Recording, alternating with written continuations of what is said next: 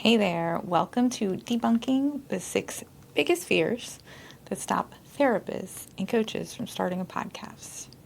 My name is Leslie Matthews, and what inspired me to start this course? Friend after friend, colleague after colleague has said to me, I want to start a podcast. Months go by, no podcast. Can you help me start a podcast, Leslie? Could we do a call where you go through and explain to me how you got this started and what I need to do? I've done that so many times with so many friends who would make incredible podcast hosts. So my friend Stephanie and I decided to go ahead and teach everyone. So there's no excuse. We will be soon launching a 6-week, very hands-on course where it's a hybrid course and webinar where we meet every week and I keep you in check and make sure that you actually launch your podcast.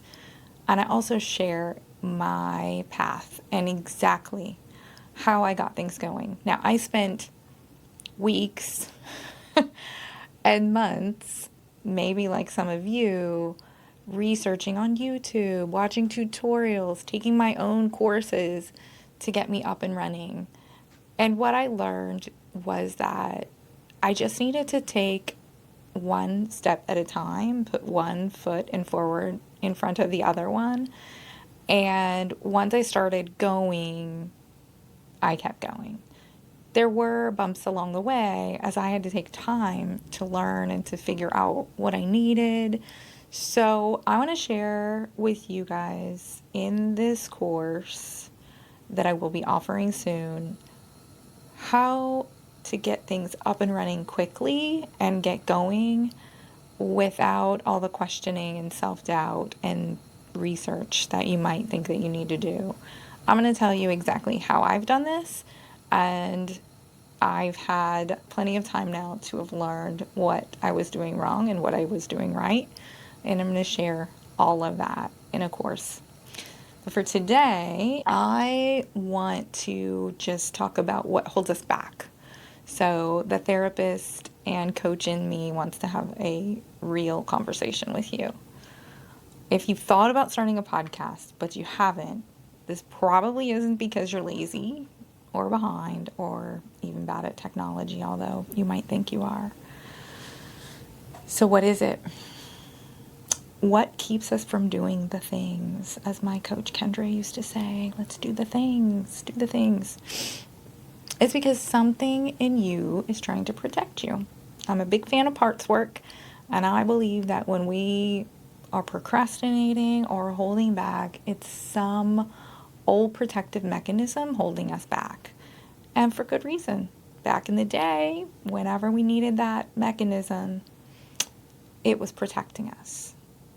But today, I want to talk about how we can let that go and what other things might be holding you back. So I don't want to talk about microphones or editing, but the real reason why therapists and coaches hesitate to put their voice out into the world. Let's face it, there are no better experts to be talking about mental health and struggles and relationships than therapists and coaches. And yet, people are jumping on with no expertise whatsoever, and they have thousands and thousands of viewers, and they're helping and touching the lives of thousands of people, spreading their knowledge for free, sometimes monetizing it, and making another way forward for themselves to find clients, sell their packages, and market, all while informing others, which most of us therapists and coaches love to do. I'm a therapist, a coach, and a host of the podcast Pulling Threads, which I started almost 1 year ago. By the time you're watching this, it'll probably be 1 year. My first episode of Pulling Threads hit the waves on January 26th of 2025. I, like you, waited a long time to start it. I needed to work through some issues. And now I've built a podcast while running a full practice, raising kids, navigating life, and doing deeply human therapeutic work myself. All I can tell you with absolute certainty is that most people don't avoid podcasting because they can't do it. That is not what's going on. I promise. They avoid it because they're afraid. What are they afraid of? If you're a therapist or a coach, this answers might be obvious, but we're going to go through them anyway. Some people do hide behind thinking that the technical stuff is going to hold them up. And this is not a technical training. This is not a how to blow up your podcast webinar. Although I will get into technical in my future course. This is a conversation about what actually gets in the way, especially for therapists, coaches, and other helping professionals. What holds us back? We're trained to work privately, thoughtfully, and ethically. I want to put a lot of emphasis on privately because I think talking about these deeply personal things that we cover with clients can give us pause, like talking about it publicly. So today I'm going to walk you through the 6 biggest fears that I see over and over. We're going to gently debunk each one. Fear number 1. Who am I to do this? Imposter syndrome. Who doesn't have it?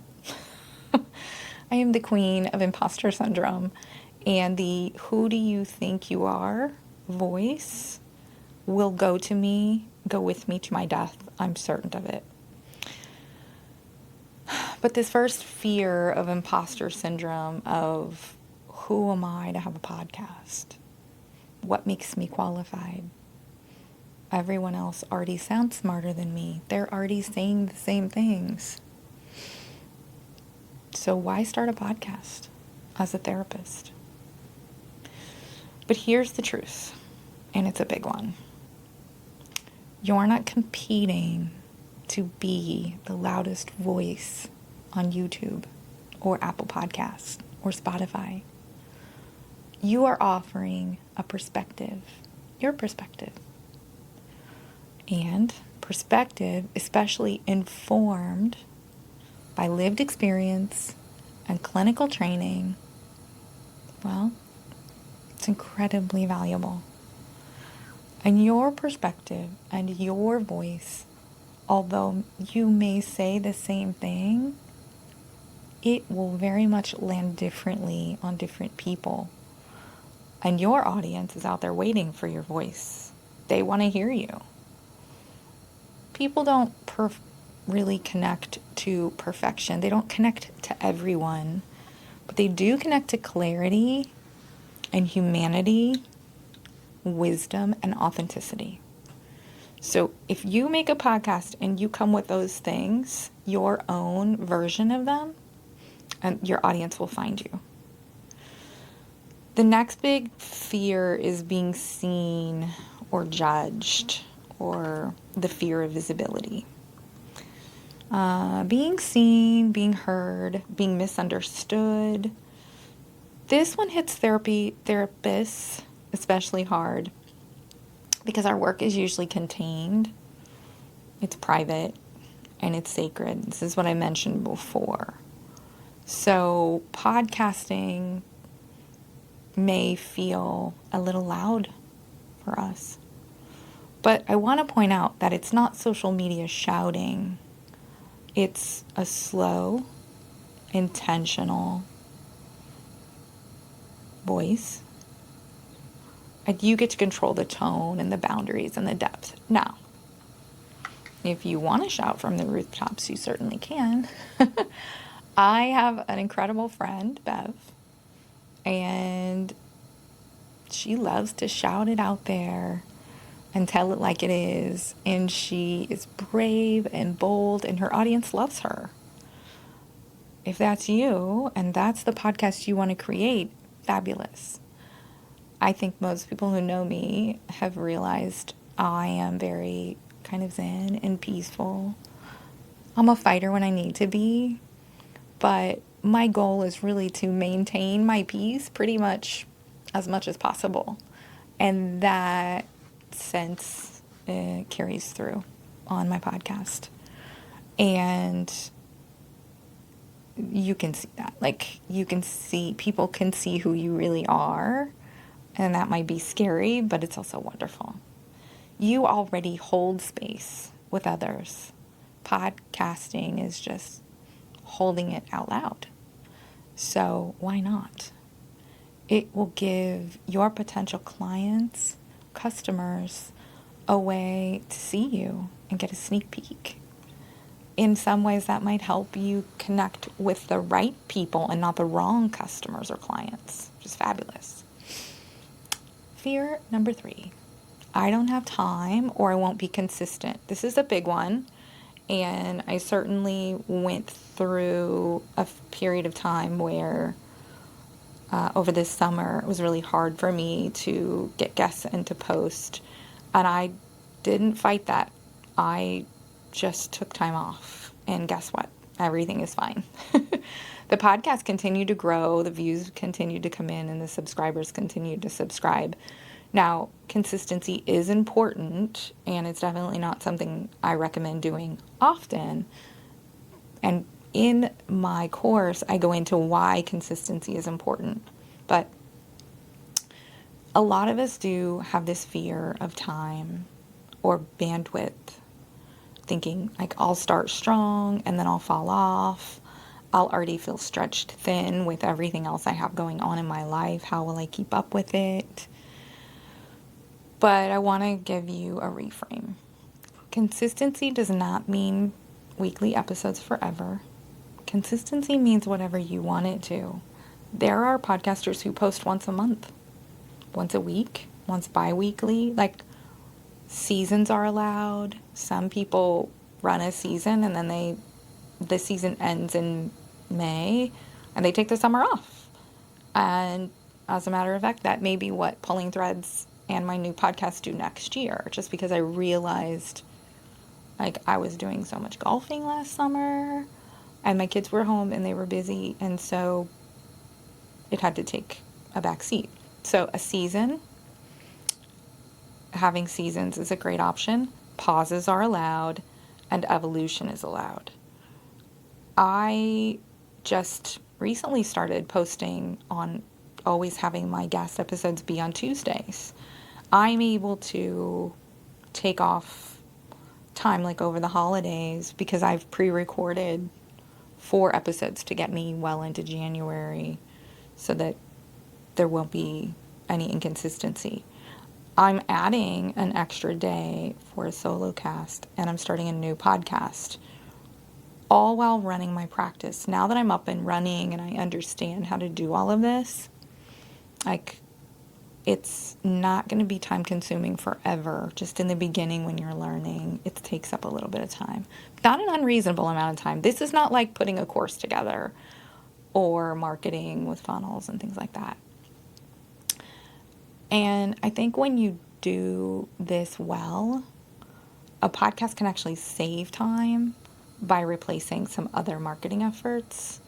My clips that I quickly produce when I'm editing, like really quickly, I'm going to show you with AI how fast you can take your video episodes or even your audio and blast them out so quickly. And even tools that I use schedule those clips for me, so I don't have to do really anything other than upload the video, let it create the clips, and then schedule them. So if not having enough time, even though you really want to do this, is your fear, we can alleviate that and make this something that doesn't take up all of your time unless you want it to. The 4th fear is, I think, technology overarching, like editing, software. if you're not techie, or editing sounds overwhelming, or you're worried you're going to mess things up. These are all concerns that a lot of people have in the groups that I work with or work in for podcasters. There are always a lot of tech questions.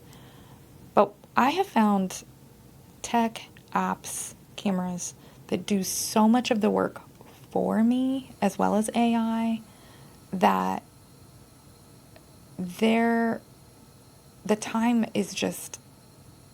to learn the technology is really not that bad. You can use your phone to record if you want. You can get a camera like I have. Once the camera's set up, I never have to make any adjustments to it. It sits on my tripod ready to go, and I don't have to worry about the tech. I use a program called Descript, which I absolutely love. And honestly, the program just keeps getting better, and the things it offers keep getting better. It has AI in it, and so much of the editing is done with a click. Like, I edit the sound, it fixes my sound. If there's an issue, it gets rid of ums and other words that I use that I'm not proud of. So in Descript, editing looks like editing a document. Again, in the course, I'm going to go through and teach you how to use Descript. You could go all in and create templates and get really fancy, or you can do what I've done and just keep it very simple. My podcast is thriving and growing without fancy. So I just said, when I edit this podcast or this webinar, you will not hear the I just said, because Descript is going to delete it for me. You can move sentences around. You can remove all of the filler words. So, and technology is just getting easier. 3 months from now, Descript will have capabilities to make your life easier that it doesn't even have today. So if you can edit a Google Doc, you can edit a podcast. I promise. It's that simple. You will be shocked when you see how easy it is. Okay, let me think what's next. I don't know where to start. That's the 5th fear. Decision paralysis. What should I talk about? Should I do interviews? What should I name it? Oh my goodness. I went in circles on the name and spent like a day or more worrying about the name. Okay, you do not need all the answers on day 1 or even to get started, and you can change those things. You just need direction. You don't even need definition. And what I find is that clarity really comes from doing things, not from overthinking about doing them. So we're going to, in the course, if you join us for the course, we're going to do weekly goals where you're making decisions and coming back and telling us about it the next week to keep you moving. Because action really is the most important thing here. Like, we're going to take it step by step and make it like small steps. But in 6 weeks, I'll have you up and running with your podcast. And the reason we can do that is because nothing is final. Like, your first podcast is a draft. It's not even a final identity. So we can get you up and running and post your first episode, and you can change anything about it later if you want to. So there's no reason to have fear number 5 at all. But it's common, and I get it, and everyone has it, and I had it. So I'm trying to save you from getting stuck there. Fear number 6, what if no one listens? No one's going to listen at first, except for maybe your friends and family, if you're lucky. This is a quiet fear, right? What if I do all of this and it doesn't matter? What if no one cares? The truth is that podcasts aren't really about going viral. They're about resonance. one listener can become a client or a collaborator or a referral source. So for us, in this world of therapy and coaching, our podcast can be the way people find us. So you don't need thousands of listeners. You just need the right ones. Okay? So every fear that we have, every fear that I've covered here and then some, is understandable and common. That's why I'm talking about them. None of them mean that you shouldn't do this. They just mean that you shouldn't necessarily do it alone or without structure, especially if you've been thinking about doing this for a while and you need a nudge or a support group or a group of other therapists who are starting with you. This is why I created the 6-week kind of hybrid experience for therapists and coaches. It's short. It's not hugely time-consuming. There are pre-recorded lessons and then weekly live meetups with clear steps and real support. I would say you need to dedicate about an hour a week outside of our calls, and more than that if you'd like, but no more than an hour a week to watch the lessons and think through and explore the tools that are given to you in the lesson so that you're ready for the weekly call. If this conversation helped you feel calmer, clearer, or more capable, then I think that's your nervous system saying yes. I would love to build this with you. And I would love to see you on YouTube, Apple Podcast, and hear you on Spotify. Your voice doesn't need to be perfect to be powerful. It just needs to be yours. And it just needs a place to land.